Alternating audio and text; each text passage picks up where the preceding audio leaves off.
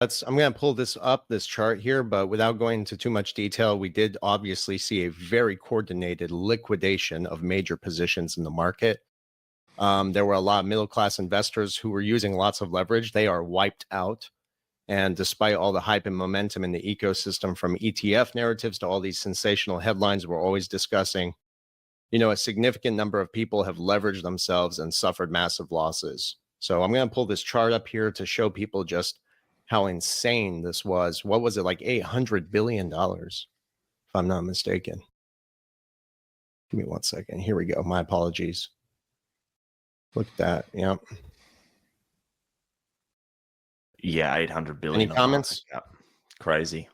Yeah. Yeah, I think 20 times, probably 15 times more than the FTX crash. Way more than the COVID crash. Yeah, way more. Way more. Yeah, I said in real time, it was morning here in Australia. So I literally was taking my first sip of coffee when it happened. And I said I didn't need a coffee that morning because my heart was already pumping. But it was a telltale sort of coordinated demolition job in my eyes. I think what perfect timing. There was no way these institutions were going to launch their ETFs around that $3 mark for XRP. You've got the evidence there that tons of traders struggled to even get into exchanges around the lows of, say, I think it got to $1.20 for XRP at one point.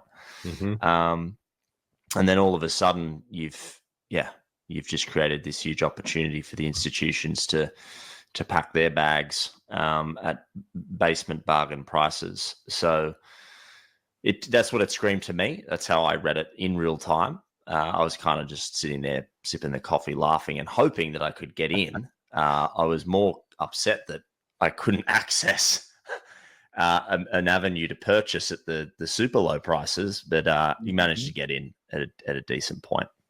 Yeah. Can you, real quick, before we go on to David, tell us a little more about what you experienced? You said that you couldn't get any access to these. Weren't there indeed some of the exchanges that kind of froze?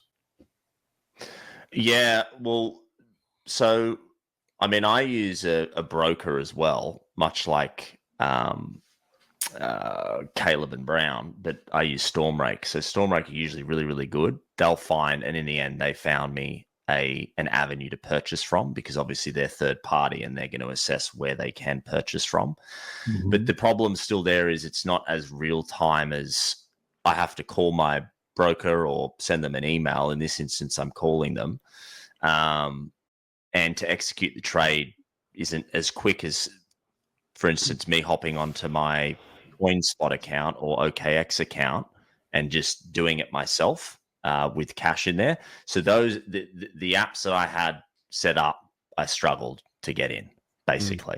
So then I had to revert to calling and getting in touch with my broker to make sure that I could get the trade that I wanted done.